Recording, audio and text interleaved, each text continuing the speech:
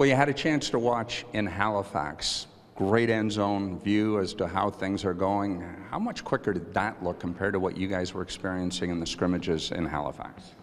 It was crazy. I mean, the speed up here is second to none. So you kind of try to get used to it as quick as you can and jump into that speed and try to do it as well as you can, I guess. Yeah, certain players, you look at Roman Polak, you know, he is a defensive defenseman. You're a combination of both. Is it a challenge to find that fine line, whether you're going green light or whether you're staying back and doing what you do defensively? Yeah, for sure. I think you come in and you think, okay, I have to do my defensive duties, but they like me for what I do, and my game isn't just defense. So trying to get comfortable with that as quickly as you can and try to stick to your game is rough, kind of. It's kind of hard to get used to, especially with the talent jump. But I feel like once you get used to it, you kind of get the confidence under your belt. You just kind of got to work into it. And I guess inevitably, and we've asked Andrew Nielsen as well, because he's very proud of his defensive play. In terms of being a 200-foot player, it's the defensive end really that's going to be the foundation of success for you moving forward.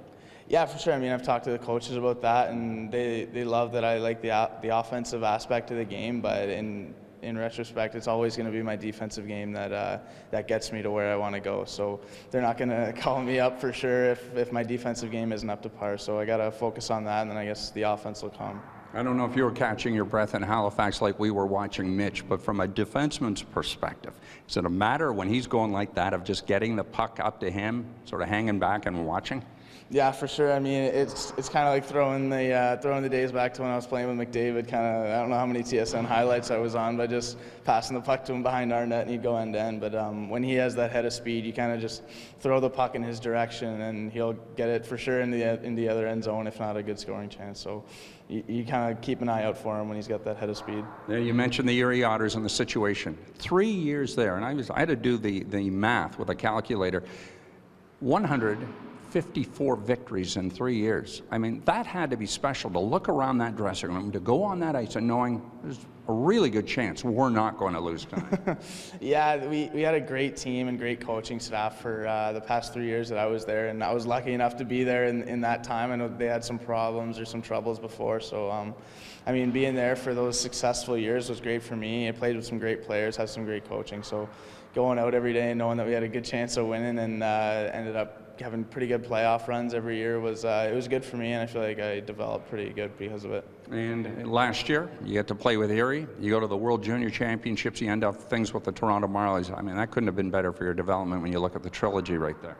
Yeah, for sure. I mean, playing World Juniors was a lifetime dream for every kid. I think growing up in Canada, you always watch it around Christmas time. So playing for that team was a great honor for me, and then being able to get called up by the Marlies at the end of the year was really cool.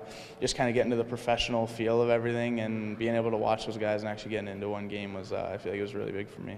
In the event that you do get to play here tonight, give us a sneak preview of what the Meridian Center is like, what those hockey fans are like for somebody from Erie coming in and playing.